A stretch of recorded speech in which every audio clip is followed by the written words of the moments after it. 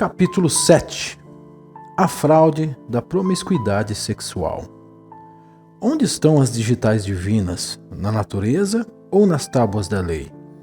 Em uma civilização onde o advento tecnológico e científico está ao alcance de todos, devemos pautar sempre pela razão. Podemos nitidamente perceber que o DNA divino está impresso em todos os fenômenos naturais, em cada folha, em todos os micro-organismos, nos insetos, nos animais, nas forças da natureza, no homem. Basta uma profunda observação. As verdadeiras leis divinas estão na razão de ser, e a razão de ser mostra-nos que o natural por si revela Deus, e as tábuas devem perder sua eficácia com relação ao divino. Nunca foi preciso o divino se valer de alguns homens para que fossem ditadas regras de boa conduta. Basta olharmos para todo o nosso contexto natural e veremos as maravilhas do Criador. Basta ouvir a voz íntima que ecoa em nossos seres, porque ela nos guia na direção certa. Falamos de guerras, falamos em matar, morremos de medo de dizer sobre o amor. O que há de errado? O prazer do céu deixamos para vivê-lo quando lá estiver. O prazer da terra, vivamos hoje.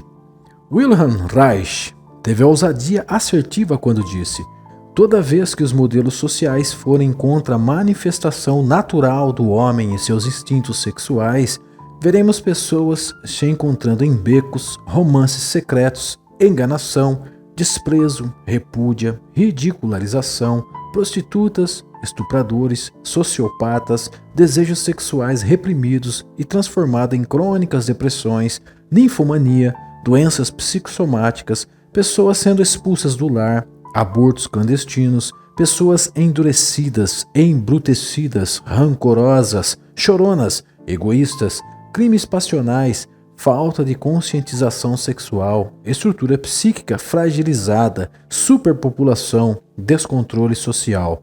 Quanto mais se encara nossa real natureza, mais harmoniosa ela se torna e mais compreensão se há, mais verdadeiro aqueles a quem amamos serão conosco.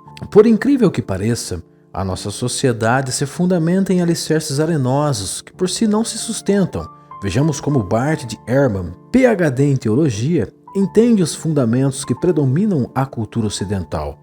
Ele intitula como fundamento dos textos sagrados: para que se hoje tenha um cristão, um belo e suntuoso livro embaixo de seus braços, foram necessários verdadeiros entraves ideológicos, políticos, culturais e religiosos entre diferentes povos, raças, etnias e tribos. 200 anos após a morte de Jesus, já não se sabia ao certo quais eram os manuscritos originais. Eram cópias de cópias transcritas umas das outras por diferentes escribas e até mesmo por copistas que sequer sabiam escrever os seus próprios nomes. Simplesmente copiavam, como se copia um desenho em papel olhando o original. Existia na era primitiva do cristianismo grande predominância de analfabetos. De 300 a 500 anos depois da morte de Jesus, houve grandes concílios como o de Niceia, de Constantinopla, para se tentar nortear a fé cristã, uma vez que haviam muitos conflitos dado as inúmeras interpretações dos ditos manuscritos sagrados. Os povos, separados por tribos, desenvolviam cada qual sua interpretação, o que se proliferava dia após dia. Eram cópias de cópias das cópias com muitas alterações, algumas intencionais, outras por erros tanto na ortografia como nas traduções, e imperando entre os tais erros um aglomerado de interpretações, umas similares, outras diversas. Os manuscritos eram peças raríssimas e poucos tinham acesso. A maioria era instruída através do ouvir em reuniões dos poucos que sabiam ler, e ainda assim esses ouvintes transferiam o que entendiam aos demais, e do ouvir de geração em geração também se transformou em outros manuscritos paralelos. Podemos claramente perceber a objetividade a partir do conceito de Bart de Ehrman. Analisando a contemporaneidade, os próprios apreciadores do cristianismo há 2000 anos ainda não conseguiram chegar num acordo. A materialidade desse não acordo se encontra nas incontáveis denominações religiosas que têm como base norteadora o livro dito sagrado. Imaginem como lidavam essas questões de interpretações na era bizantina, na era dos bárbaros. A própria Bíblia nos dá um caminho quando ela mesma relata a era do sangue, das perseguições. O imperador Constantino, com um histórico de liderança autocrática, converteu-se ao cristianismo. Imaginamos o tamanho do ego de um imperador autocrático. O que ele entendia, o seu império forçosamente deveria entender, sem questionamentos. Fica claro porque ocorreu o Concílio de Constantinopla. É muito claro também que as decisões foram tomadas de acordo com os conceitos políticos da época.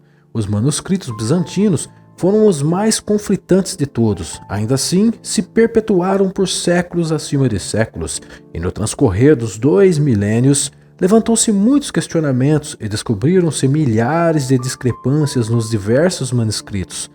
Os textos alexandrinos são adversos dos bizantinos, e há quem diga que os alexandrinos são os mais próximos dos primitivos. Não se sabe ao certo quem escrevera muitos dos textos do Novo Testamento. A mais aceita entre estudiosos é de que Marcos narrara sobre Jesus. Lucas e Mateus copiaram de Marcos. O Apocalipse de João, sabe-se lá quem o escreveu, uma incógnita até hoje não resolvida. No Evangelho de João existe uma diferença gritante entre o primeiro capítulo com os demais. Basta uma minuciosa interpretação de texto e fica claro perceber que algum copista acrescentou ao Evangelho. No século XV, Martinho Lutero se revolta com a igreja, a qual tinha seu lugar especial nas cadeiras de liderança.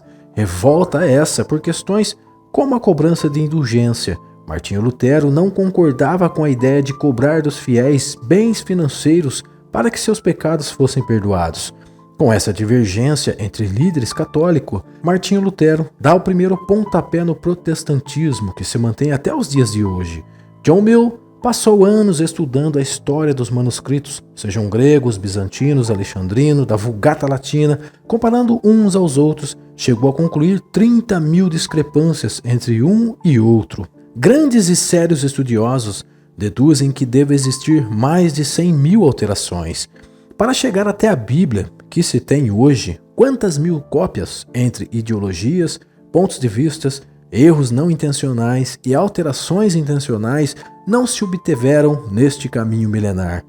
Quantas mulheres, jovens, crianças e idosos foram trucidados por ideologias escritas em papiros, ditas como a voz de Deus?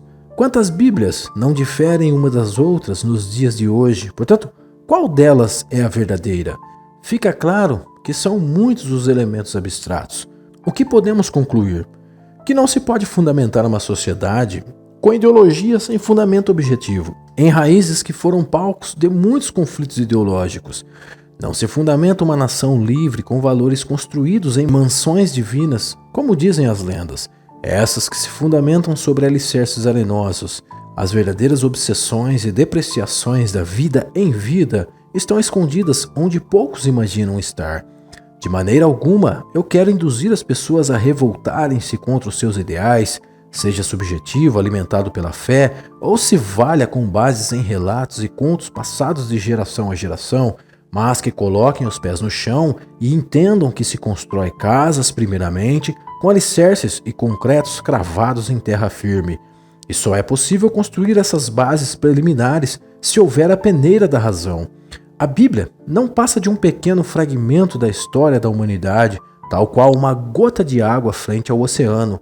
Todo ser humano tem um germe potencialmente revolucionário em si, e tudo que ele mais quer é respirar, e em muitas áreas da vida, os textos abstratos têm certa responsabilidade em seu abafamento. É esse germe que constrói bases em chão firme para que se levante verdadeiras casas de lucidez. Portanto, os textos sagrados são excelentes livros históricos que devem fazer parte da história humana como exemplo de lutas e vitórias. Deve-se servir como um mapa do tesouro perdido para antropólogos e arqueólogos, mas não como alicerce que sustenta uma sociedade. Quantas comissões ditas como religiosas não entravam grandes guerras ideológicas infiltradas na política social, ditando, com base nas escrituras, o modelo ideal de homem, ditando o que pode e o que não pode ser aceito, e os que não aceitam fatalmente se tornam vítimas dos entraves ideológicos, porque se acredita que esses ideais saíram da boca do próprio Deus. Como profetas genuinamente dos céus, investe aviltantemente na intolerância, E com isso, a massa que ainda percebe a vida nos parâmetros superficiais entende que tudo que não está escrito na Bíblia são condutas imorais, como se toda atitude antibíblica fossem atitudes contra a vida. Nesta reflexão crítica, podemos observar que as questões religiosas que regem nossa sociedade são sem dúvidas humanas e não divinas. O Criador gravou as suas leis no coração de cada homem e mulher, e papéis são meros papéis, sempre passivos de pontos de vistas. O verdadeiro amor não se fundamenta em textos, se troca através da entrega, do calor, do sentimento, do doar e receber, do servir e ser servido, do sentir o sabor independente o que se entende ou não entende por um texto. Talvez esta era a proposta do Cristo bíblico, que ao invés de se tornar manual a ser seguido, se tornou mascote a ser adorado. Por que tanto se coloca o sexo como fraqueza da carne? Ora, se copular fosse abominável ao Criador, ele na sua infinita inteligência provavelmente faria com que nascêssemos em árvores na forma de frutos. Essa é uma primeira questão a refletir.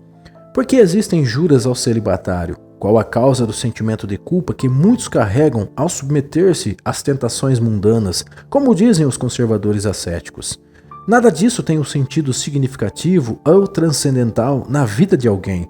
É claramente pura ideologia e uma escolha abnegada da própria natureza. Mergulhando no cerne dessa questão, perceberemos que ela é, indubitavelmente, antagônica às leis do amor. Se alguém se trancafia nas masmorras de seus desejos à procura de uma transcendência prazerosa, que é o ato de transcender, o ato em si demonstra que privar-se de liberdade não condiz de forma alguma com o prazer, se acha mais em uma condição masoquista do que qualquer outra coisa. Eis aí um fato que até eu posso me enganar, pois achando ser desprazer, pode ser um ato desnorteado ou neurótico de procurar o prazer, o que já é um sinal de impossibilidades de fugir do prazer. Quando alguém faz promessas de abnegar de sua própria natureza, é isso que ocorre de fato. Ela se trancafia em masmorras que a faz solitária, mesmo estando entre milhões de pessoas. Existem as chances de uma autossabotagem nessa abnegação do prazer. Será que realmente nossa missão libertadora é nos livrarmos do sexo? Acredito que não me convencerei disso tão fácil, dado a incompatibilidade com o que observo nos fenômenos naturais. Os próprios escândalos sexuais que ocorrem por detrás dos bastidores da igreja denunciam essa questão. Qual é o fenômeno racional da existência? Abnegar demasiadamente os próprios desejos? Se a vida impulsiona o prazer para que haja mais vida, então existe uma vontade que impulsiona e dá sentido à nossa existência. Poderíamos classificar essa vontade como sendo a vontade do Criador. Então, a vontade demonstra que transar, ao invés de ser abominável, é divino. O celibato passa a ser contra essa vontade, querendo agradar essa vontade.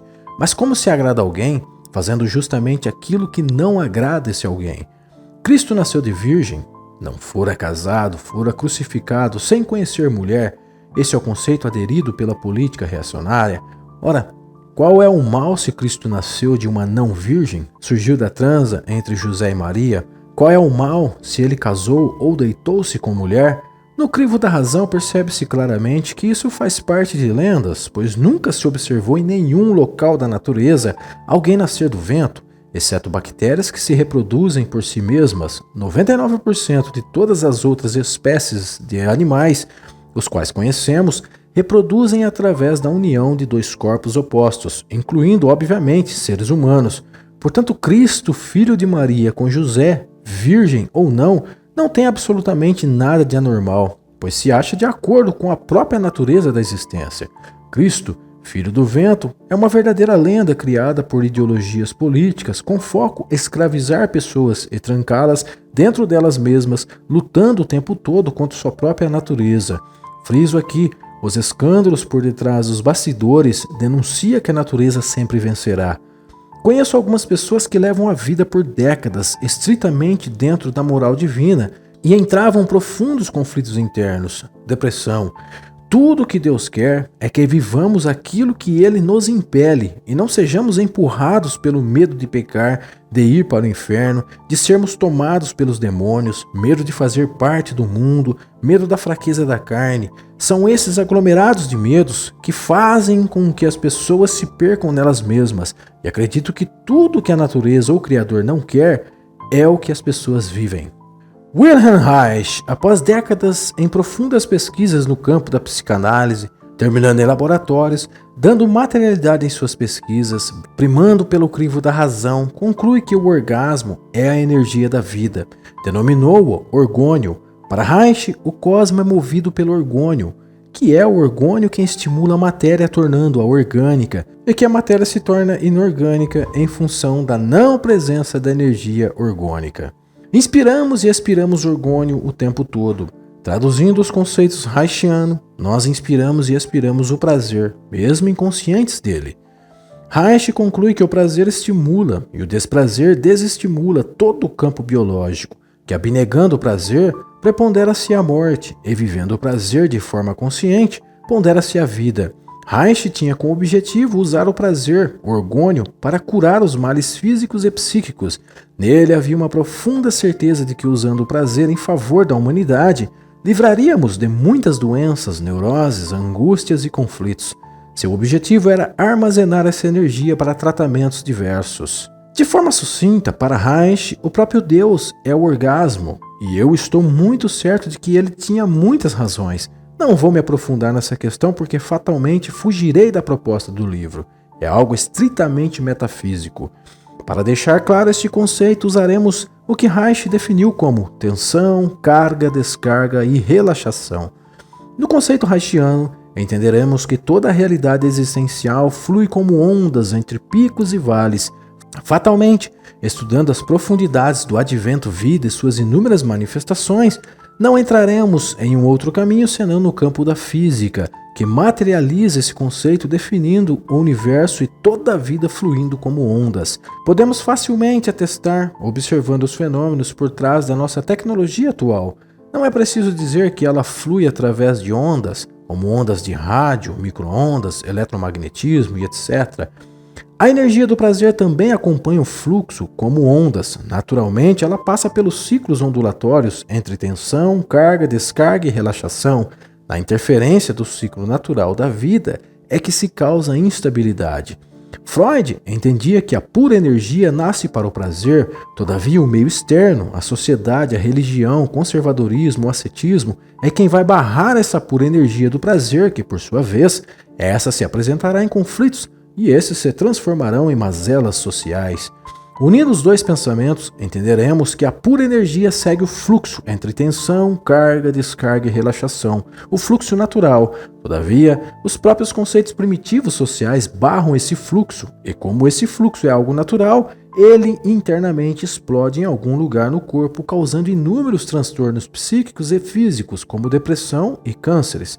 Resumidamente, o prazer não é nem de longe uma afronta divina, muito pelo contrário. Mais uma vez atestamos que ele é o divino. Perceberemos que esse fluxo de energia orgânica está na vida desde o período de gestação. É neste período de geração da vida que encontraremos um profundo elo afetivo entre feto e mãe. É constante a troca de prazer entre ambos. Quanto maior o prazer envolvido nessa relação, mais se estabelece um ritmo saudável no desenvolvimento do feto. No parto, envolve-se os momentos tensão, que é o momento pré-parto, carga, preparação do feto para a saída do ventre, a descarga, a saída do bebê do ventre e a relaxação, momento em que a mãe recebe o bebê em seu seio e ambos relaxam, concluindo o ciclo ondulatório do prazer.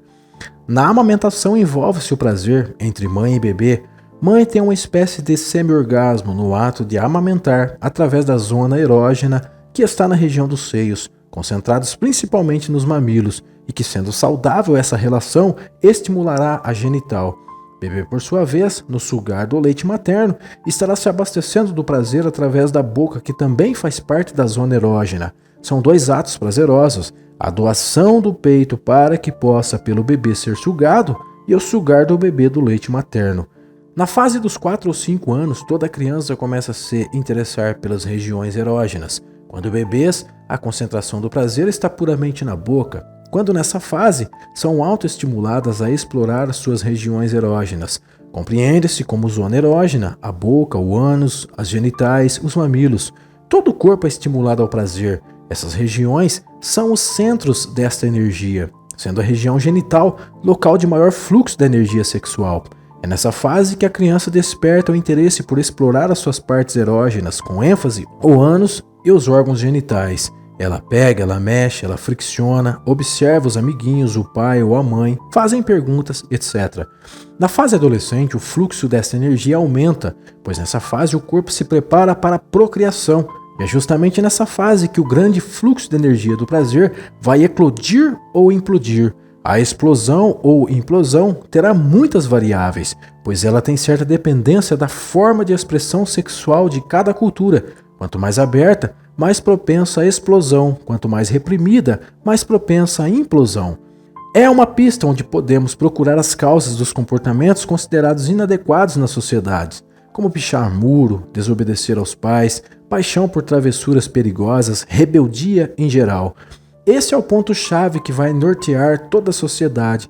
Vivendo a sexualidade consciente e todas as suas nuances, as chances de paz, que é o que mais se busca entre nós, são muito maiores. Entretanto, o ponto crítico é que nós, ocidentais principalmente, sabotamos a nossa natureza sem sequer perceber. Posso demonstrar esse fato com essa crítica reflexiva que sucede.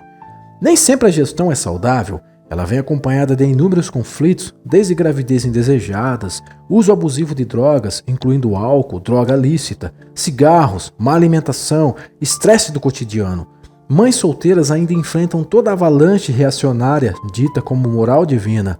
Na amamentação, nem sempre a mãe está relacionada afetivamente com o bebê. Torna-se uma amamentação mecânica por inúmeros fatores, ora por conflitos familiares, por gravidez indesejadas, pelo trabalho, pela pressão social em geral. Lembrando que a amamentação saudável envolve entrega, e a entrega envolve o prazer sem repressão.